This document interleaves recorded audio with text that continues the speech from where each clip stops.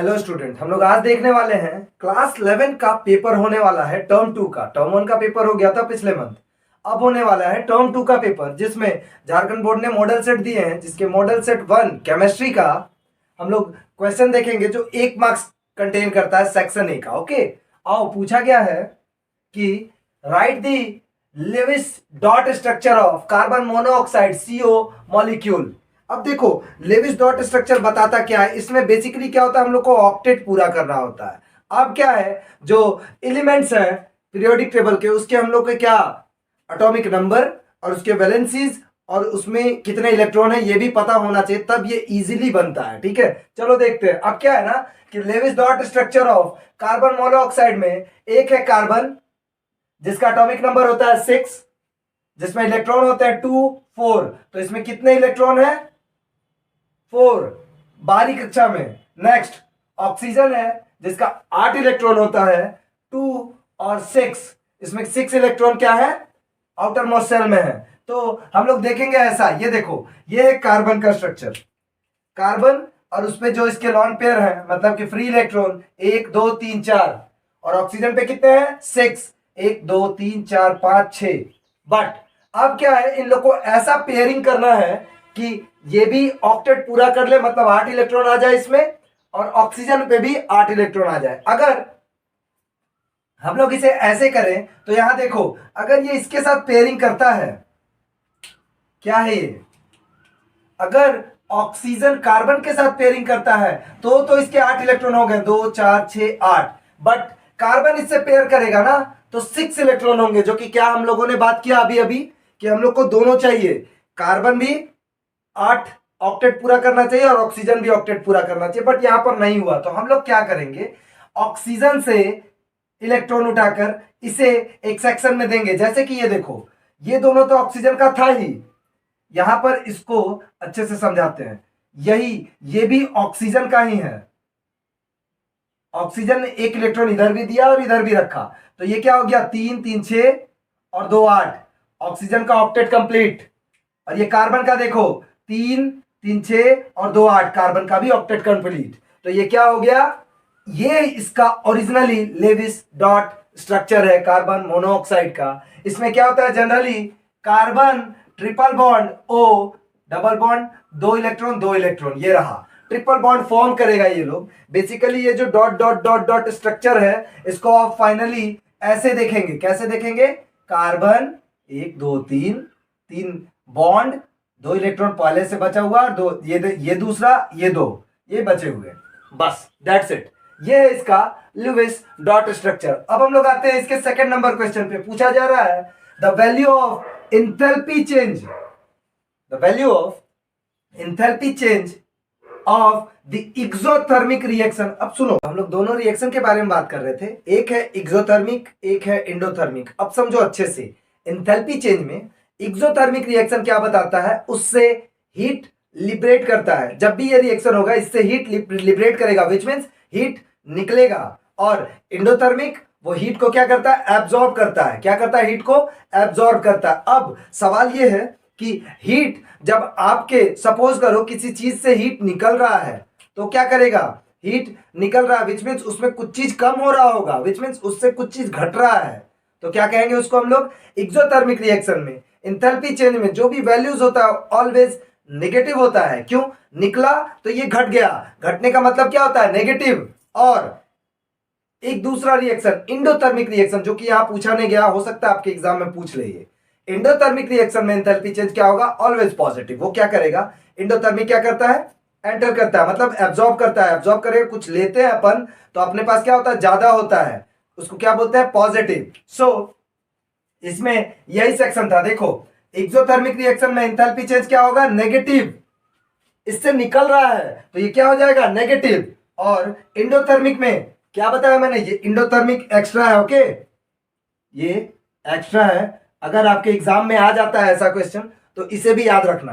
Enthalpy change में exothermic reaction का is always negative, ये है इसका आंसर। ठीक है, ये इसका, इसमें एक्स्ट्रा मैंने ऐड किया है इसे, तो एक्सोथर्मिक रिएक्शन क्या होगा, negative answer. Next, right the general electronic configuration of group 13 element का जनरल इलेक्ट्रॉनिक कॉन्फ़िगरेशन होता है ns2 np1।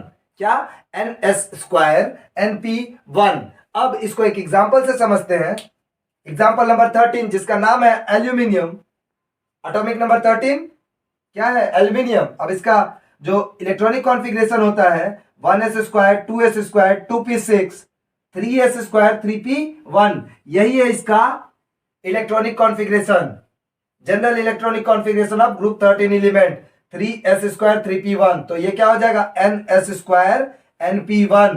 ठीक है, वो 3s हो सकता है, 4s हो सकता है, 4p हो सकता है। ओके, सो लीव इट, बस आप इतना जान लो, ये रहा आपका ns2 np1 इसका general electronic configuration of group 13 element का आंसर होगा। ओके, नेक्स्ट पूछा जा रहा है calculate the pH of 0.1 MHCl solution. Okay, अब तो यहां कंसंट्रेशन दिया हुआ है, pH मांग रहा है, तो pH का एक फॉर्मूला होता है कि pH is equal to minus of log concentration of H plus ion, जो यहां पर दिया हुआ है 0.1 M।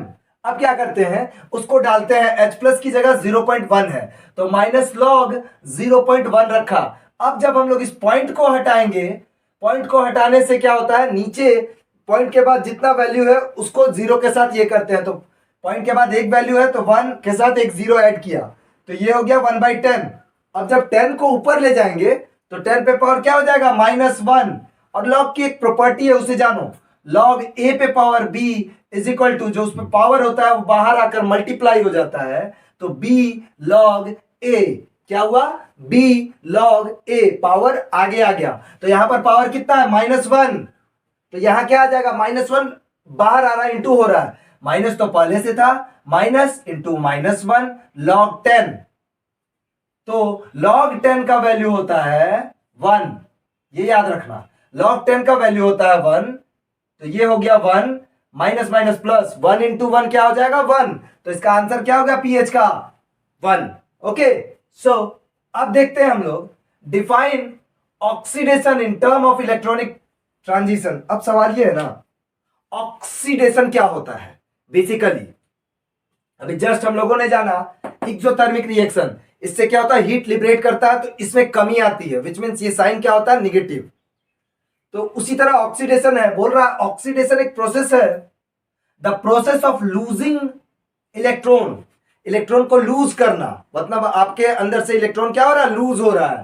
The process of electron, losing of electron by a substance, या तो वो एटम हो सकता है, मॉलिक्यूल्स हो सकता है, और आयन भी हो सकता है, तीनों में से कुछ भी हो सकता है, एटम, मॉलिक्यूल, आयन।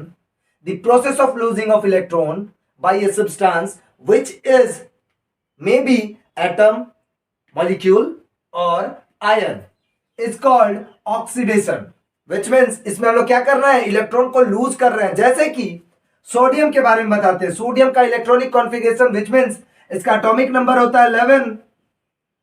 इसका जो हम लोग जनरल ये लिखते हैं आउटर मोस्ट इलेक्ट्रॉन सेल के लिए, तो 2 8 और 1 इलेक्ट्रॉन के हिसाब से, तो ऑक्टेट कंप्लीट करने के लिए इसे 2 और 8 चाहिए, ये 1 इसके पास एक्स्ट्रा है, तो ये क्या करेगा? इलेक्ट्रॉन लूज करेगा, जिस इज ऑक्सीडेशन। तो जैसे ही हम लोग किसी भी चीज को किसी को गिफ्ट करते हैं तो अपन क्या कहलाते हैं? मतलब कोई भी, जैसे कि इसे याद रखने के लिए एक तरीका है ऑक्सीडेशन का, हम लोग general day to day life में इसे यूज कर सकते हैं। अपन किसी की मदद करते हैं तो वो लोग क्या बोलते हैं? बहुत ही अच्छा है ना? तो ये क्या हुआ? एक पॉजिटिव रिस्पॉन्स हुआ ना, तो वही है oxidation, which means number of electron आपके अंदर से लूज होंगे तो उस पे चार्ज क्या आएगा? प्लस, तो Na प्लस और इलेक्ट्रॉन निकल रहा है, ये E पे power -1, that is called electron. Electron lose कर रहा है तो ये क्या हो गया? 2 और 8 ऑक्टेट कंप्लीट सोडियम का। ओके, सो ये रहा इसका ऑक्सीडेशन का statement, the process of losing of electron by a substance which is atom, molecule और ion is called oxidation. Okay, for example sodium is oxidized and वो electron दे रहा है जिसपे Na प्लस चार्ज आया, 2 और 8, that is octet complete. Next question number 6 में क्या बोला जा रहा है? Right the IUPAC name of the organic compound.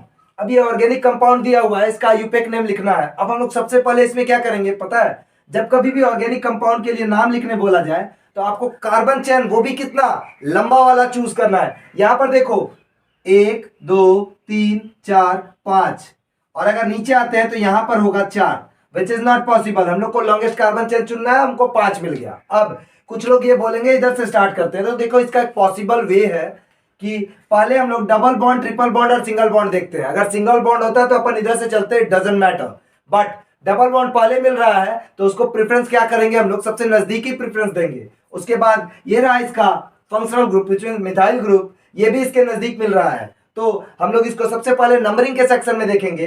तो 3 methyl which means alphabetical order में इसका हम लोग नाम लिखते हैं। 3 मिथाइल, 5 कार्बन है, उसको क्या बोलते हैं, पेंटेन। तो 3 मिथाइल पेंट, और एक पे डबल बॉन्ड है 1 इन। डबल बॉन्ड को इन बोलते हैं, ट्रिपल बॉन्ड को वाइन बोलते हैं, और सिंगल बॉन्ड को एन बोलते हैं। सो 1 इन, 3 मिथाइल, 5 कार्बन पेंट, 1 पे डबल बॉन्ड इन। ये रहा इस क्वेश्चन का आंसर, 3 मिथाइल पेंट 1 इन। अब एक क्वेश्चन पूछा गया है, write the structure of cis isomer of ब्यूट-2-इन। सबसे पहले ब्यूट-2-इन लिखो, तो ये तो जानो ब्यूट-2-इन क्या होता है। यहां पर समझो, 1 कार्बन 2 कार्बन 3 कार्बन 4 कार्बन, ठीक। ब्यूट-2-इन अभी बताया, इन का मतलब डबल बॉन्ड, 2 पे 1 2 3 4, इधर से भी करो 1 2 3 4, फर्क पड़ा नहीं, डबल बॉन्ड यहां पर है which means 4 carbon double bond. अब सिस आइसोमर निकालने का तरीका क्या है ये देखो, इसे समझो अच्छे से। 1 2 3, ये रहा 4, ये 3 नंबर का कार्बन और ये 4 नंबर का कार्बन।